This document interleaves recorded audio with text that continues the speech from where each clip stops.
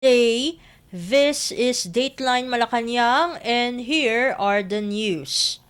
Philippine President Ferdinand R. Marcos Jr. conferred the Order of National Scientists upon Dr. Carmencita Padilla and the Presidential Medal of Merit upon Department of Trade and Industry or DTI Assistant Secretary Alan Gepti in a ceremony at the President's Hall in Malacañang Palace on Thursday, August 31, 2023. The Order of National Scientists is awarded pursuant to Presidential Decree or PD 1003-A, recognizing outstanding Filipino individuals for their achievements and significant contributions to the field of science and technology. On the other hand, the Presidential Medal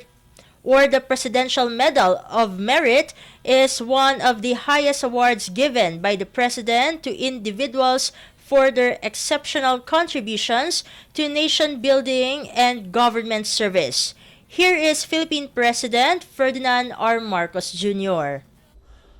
Thank you very much. May allow me to greet our Trade and Industry Secretary, Secretary Fred Pascual, and the DOST Undersecretary Sancho Maborang, Presidential Medal of Merit awardee, Trade and Industry Assistant, Secretary Alan Gepti, the honorable members of the Academy, the honorable members of the Cabinet, National Academy of Science and Technology President Jaime Montoya, fellow workers in government, other distinguished guests, ladies and gentlemen, magandang umaga po sa inyong lahat. At the very outset, we must apologize for keeping you waiting. But the truth of the matter is, once we sat down and started to discuss with our awardees the different things that we need to do, at napahaba ang aming usapan dahil mukhang marami tayong kailangang gawin. Dahil ngayon, lalo na sa panahon ngayon, ang lahat ng hinaharap natin na mga problema, ang lahat ng pagbabago na nararamdaman natin sa ekonomiya ng buong mundo, pati na dito sa Pilipinas, ang ating kabuhayan ay ang tinitignan po natin ay ang teknolohiya.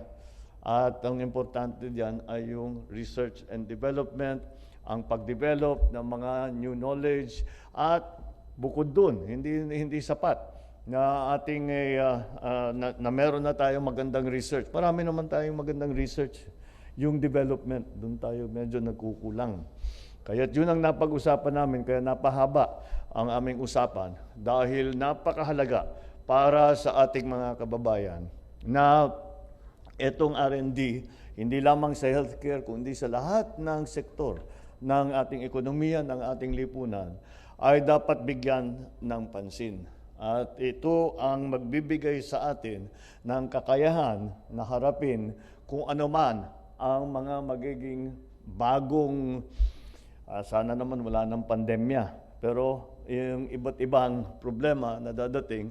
At bukod dun, hindi lamang yung mga bagong sakit na hindi pa natin nakita noon, kung hindi pati na yung mga sakit na matagal na nating na ginagawa ng paraan. Halimbawa, ang pinag-usapan namin ay diabetes, cancer, tuberculosis, HIV. Ito ay hindi naman nawawala ito. Kahit na nabawasan na ang risk sa COVID, ay maliwanag na kailangan pa rin natin intindihin at bigyan ng solusyon ang mga pangkaraniwan, let us just say, not unusual, pero pangkaraniwan na health issues na hinaharap ng buong Pilipinas. And that is why I asked all of those who are involved that we need to now be very conscientious and put together a program wherein we can support in whatever way that the government can on research and development, And as I think all of us know, that some of the problems are in the development side. We kept talking about what are the ways that we can do, what are the methods that we can do so that the R&D or the new knowledge, the new technologies can be brought to market, as it were, as quickly as possible. It is the problem that we have faced in all parts, especially with the new technologies of scaling. And that, I think, is an important problem, an important issue, simply because, again, it does not matter if we have these, we have this very, very clever, very, very advanced and progressive technologies, but if they are not made available to the people, then that effort has gone to waste, and we do not want to do that. The other side of that problem, and as we had identified, is that we are confident we can do it so long as it is well supported. Now, not only by the government, we spoke also about, again, in consonance with our approach, our policy, our concept of an all-of-government approach and a whole-of-society approach, that we include the private sector. Because as we all know, some of these research programs can become quite expensive, and they can go on for a long time. And the government will, of course, do its part. But I think we will multiply our efforts. There will be a multiplier effect if we include all the sectors of government and also our private sector partners. And so this is what we are planning to do today. This is what we are planning to do for the future. I have asked Dr. Padilla to put together a program so that will include, well, the DTI is here, DOST and DOH specifically. We put together a program so we can support such activities as we have been speaking about in terms of R&D and of actually bringing that technology to the general populace. And it has become more important because, as Dr. Padilla was explaining to me earlier, the importance of our genome has been highlighted because, and I was surprised to learn this, that there are specific characteristics to the Filipino genome, to the Asian genome, and therefore, as I was telling her, he said, hindi lang tayo pwedeng mag-antay. Sabi, maglalabas yung Pfizer ng vaccine, maglalabas yung AstraZeneca ng vaccine. Antayin na lang natin yan. Because one size does not fit all. And that is why this effort of the genetic research and all the way through to being able to apply that specifically to the Filipino situation, to the genetics of the Filipino. And it even becomes more granular in the sense that she was explaining to me. There are some Filipinos that are, for which these medicines are effective. There's another group of Filipinos for which it is not. So that is really, the crux of the problem. And it is the nature of the health situation that we face today, not only in the Philippines, but around the world. But we must be very aware of,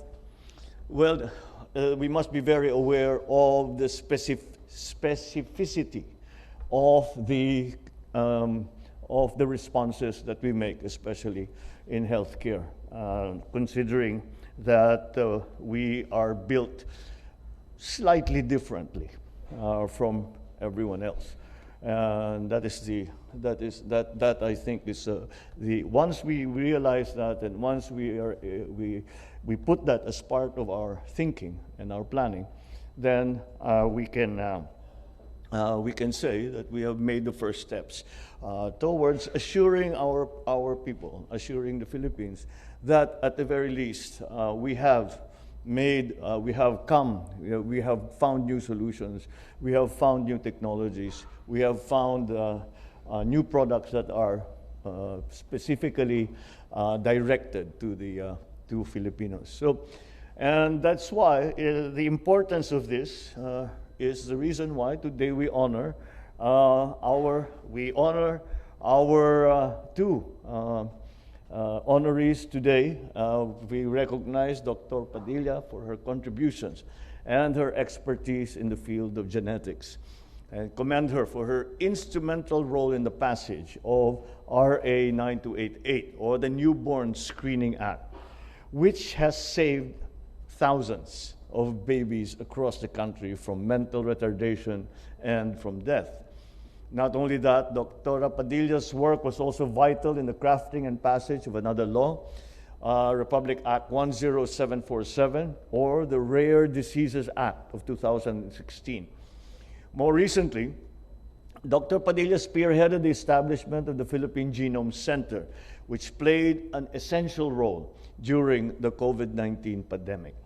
The Philippine Genome Center was at the forefront of the country's pandemic response and provided the government and the country's policymakers with the information that we need to better understand the virus and implement measures to limit and manage its spread. Meanwhile, we also commend Assistant Secretary Gepti for being an invaluable force in the negotiations and the eventual ratification of that most important treaty, the Regional Comprehensive Economic Partnership, or RCEP, which has included now the Philippines into the biggest trade bloc in the world. This should open opportunities for Filipinos and the Philippine companies to export trade and services to a market exceeding 2 billion people that are within the RCEP region.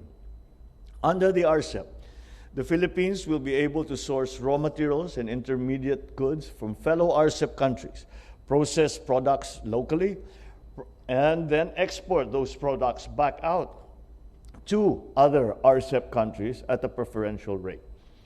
Our participation in RCEP will strengthen our linkages in regional supply chains and serve as a catalyst for attracting more foreign direct investments into the country. Both Dr. Padilla and ASEC Gepti exemplify what it means to be a public servant, and these awards are our form of recognition and a testament to that service. Their service goes above and beyond typical duties and responsibilities, and their achievements have created and will continue to create a positive and lasting impact. Once again, I would like to thank our awardees today for their outstanding service to the country and to the Filipino people. May this accomplishment reinvigorate your drive to selflessly serve the country, and may you continue to be a shining example to our fellow workers in government and continue to provide inspiration for service for our fellow citizens. Maraming salamat po. Congratulations muli at magandang umaga po sa inyo lahat. And you just heard Philippine President Ferdinand R. Marcos Jr. Dateline Malacañang. In other news stories, Philippine Department of Social Welfare and Development, or DSWD, Secretary Rex Gatchalian on Wednesday said they are taking proactive steps to ensure that children who have initially enrolled will not drop out from school. As classes in all public schools opened on Tuesday, he said the DSWD remains right on track in keeping its primary objective of sending children to school through its Pantawid Pamilyang Pilipino program, or for Peace. Gatchalian recognized the persistent challenge of declining enrollment and cases of school dropout. For school year 2022 to 2023, the 4Ps National Project Management Office, or NPMO, monitored more than 7.1 million children beneficiaries under its educational component, from which 3.2 million enrolled in elementary, 2.8 million enrolled in high school, and 1.04 million in senior high school. DSWD Assistant Secretary for Strategic Communications Romel Lopez said this means that over 7.1 million children went to school last year and finished a grade level, leading to one step higher in the education ladder. Gatchalian earlier directed the four-piece NPMO, headed by Director Gemma Gabuya, to expedite the generation of data for the current year to establish how many four-piece children are now enrolled. The four-piece NPMO has developed the Manual on Sustaining the Interests of Children and Youth in School, which is being used as reference during the conduct of Family Development Sessions, or FDS. The FDS is the venue for four-piece household grantees and parents to enhance and acquire new skills and knowledge in performing to their parental roles and responsibilities, particularly on education and psychosocial needs of children, health and nutrition, promotion of positive family values, and strengthening marital relationships. Dateline Malacañang. Meanwhile, the Philippines and Brazil are now in talks regarding the possible development of sugar and ethanol industries, as reported by the Philippine Department of Agriculture, or the Philippine Department of Agriculture, or DA. In a statement, the DA said this is among the areas of cooperation between its officials and the delegates from the Brazilian Cooperation Agency, also known as ABC, and the Embassy of Brazil in Manila during their visit to the DA on Tuesday. Engineer Laverne Olalia, Research, Development, and Extension Department Manager of the DA Sugar Regulatory Administration, or SRA, said the Philippines can also learn from Brazil's best practices on soil development and management, milling practices, and farm technologies to improve local production. As one of the leading countries in sugarcane and ethanol production, Brazil offered academic programs related to the sugarcane industry and incorporating ethanol into its national energy grid. He added that based on the SRA's observations during its visit to Sao Paulo last January, Brazil's best practices and innovations can be adapted to the Philippine setting. Meanwhile, the Brazilian delegates recommended bringing in a team of experts to the country to facilitate knowledge-sharing initiatives geared towards the expansion of sugarcane plantations and the promotion of farm efficiency. They also recommended enhancing meal conversion, improving production chains, and lowering production cost. On the other hand, DA Assistant Secretary for Policy Research and Development Noel Padre and ABC Technical Cooperation with Africa, Asia, and Oceania Manager Antonio Junquera assured to strengthen the forged partnership for the benefit of the sugarcane and ethanol industry players. Also present during the visit were DA Assistant Secretary for Regulations Paz Benavides II and Dr. Octavio Valselchi, an agro-industrial technology professor at Federal University of Sao Carlos. Dateline Malacañang.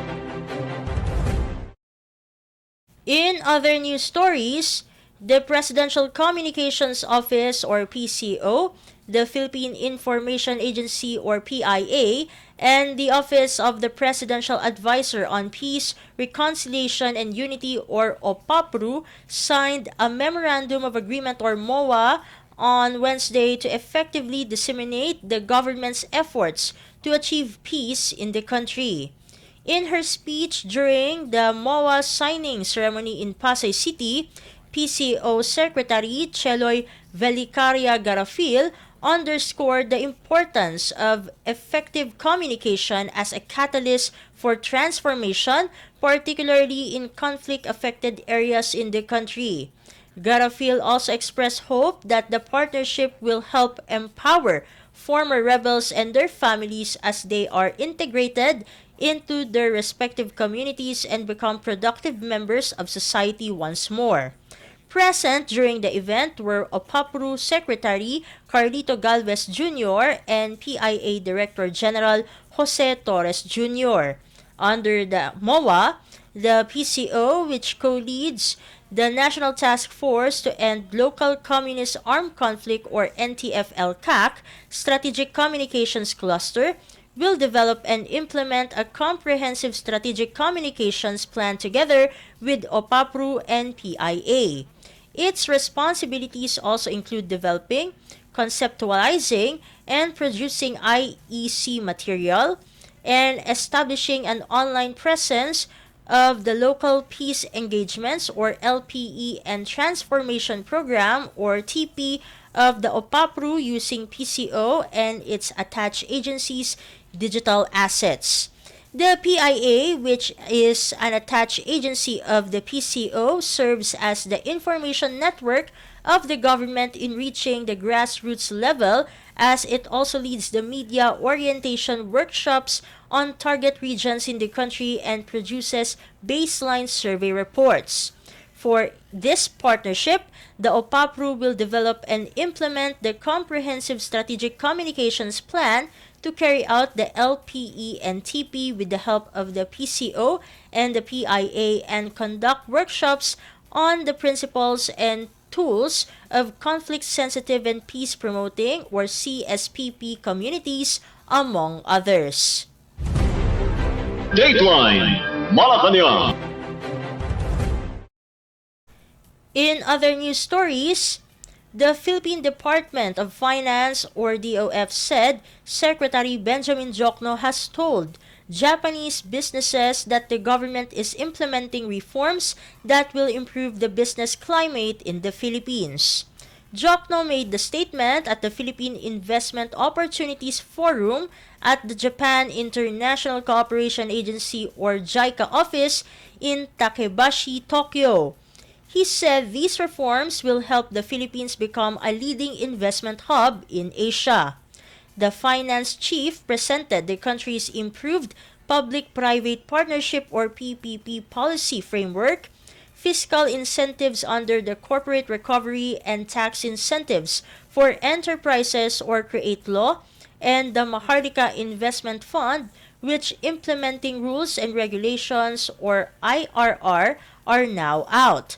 Jokno said the Philippine government has amended the IRR for the Build, Operate, Transfer or BOT law to strengthen the financial viability and bankability of PPP projects, improve the Investment Coordination Committee or ICC guidelines on PPP approvals to ensure faster processing and approval of PPPs, and enhance the National Economic and Development Authority or NEDA joint venture guidelines to align the revised IRR of the BOT law and the proposed PPP Act.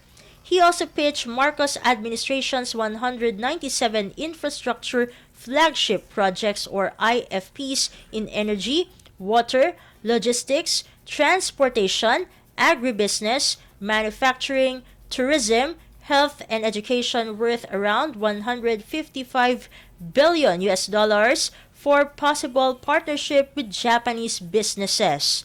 JICA's chief representative in the Philippines, Takema Sakamoto, echoed Jokno's statement that the Philippines is a viable investment hub and development partner. He said the Philippines has a demographic sweet spot, manageable debt levels, commitment to PPP projects, and opportunities for development partnerships. JICA currently has 28 ongoing loans with the Philippine government, which include North-South Commuter Railway or NSCR project, NSCR Extension Project, and the Metro Rail Transit Line 3 Rehabilitation Project. Dateline Malacañang. The Bureau of Treasury or BTR approved the Implementing Rules and Regulations or IRR of Republic Act or RA number 11954 or the Maharlika Investment Fund Act of 2023 prescribing the law's guidelines, procedures, and standards for implementation. Under the IRR, the Maharlika Investment Corporation created under RA number 11954 shall act as the sole vehicle for mobilizing and utilizing the MIF for investments in transactions to generate optimal returns on investments or ROI while reinvigorating job creation and accelerating poverty reduction by sustaining the economy's high growth trajectory. The MIC shall have an authorized capital stock of 500 billion pesos to be divided into 5 billion shares with a par value of 100 pesos per share. There will be common shares of 3 billion 750 million equivalent to 375 billion pesos to be subscribed by the national government and its agencies and instrumentalities, while the preferred shares will be 1 billion 250 million equivalent to 125 billion pesos for subscription by the national government and its agencies and instrumentalities. The MIC will have 9 members of the Board of Directors with the Secretary of Finance sitting in an ex-officio capacity and the President and Chief Executive Officer or CEO of the MIC as Vice Chairperson. Other Board of Directors will be the President and CEO of the Land Bank of the Philippines or LBP, the President and CEO of the Development Bank of the Philippines or DBP, 2 regulator directors, and 3 independent directors from the private sector. The Board of Directors' primary function is to govern and manage the MIC, its assets and investments in accordance with RA number 11954. Based on the IRR, a Maharlika Investment Fund Joint Congressional Oversight Committee or MIF JCOC will be created to oversee, monitor, and evaluate the implementation of RA number 11954, which will be composed of 7 members each from the House of Representatives and the Senate. The IRR, approved by the BTR last August 22 in consultation with the LBP and DBP, shall take effect 15 days after its complete publication. The Maharlika Investment Fund was created to promote socio-economic development, which will be achieved by making strategic and profitable investments in key sectors to preserve and enhance the long-term value of the fund. It also aims to obtain the optimal absolute return and achievable financial gains on its investment and to satisfy the requirements of liquidity, safety, and yield to ensure profitability. Dateline Malacañang.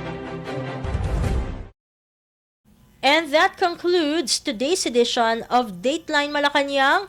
Don't forget to follow the social media accounts or pages of Radyo Pilipinas World Service for important news updates.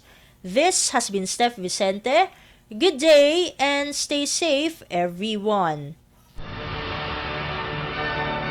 From the Presidential Palace, Manila, Dateline Malacañang.